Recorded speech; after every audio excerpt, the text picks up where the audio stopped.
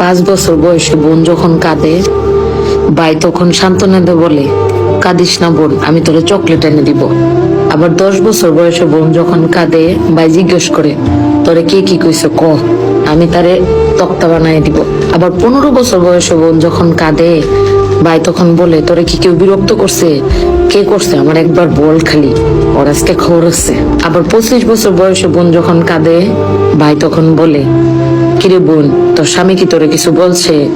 আমার খালি একবার বল, আল্লাহর বেটার আজকে বুঝাবো মজা। তাহলে কি দাঁড়াইলো জিনিসটা? ভাই জিনিসটা হইলো ছোট্ট থেকে একটা বোনের জন্য পাহারাদার, বাবার পরেই যার স্থান। আসলে যে বোনের ভাই নাই, সে তার জীবনে একটা ছায়া পায় নাই। আর যার ভাই আছে, সে বোনের পৃথিবীতে বাবা না থাকলেও বট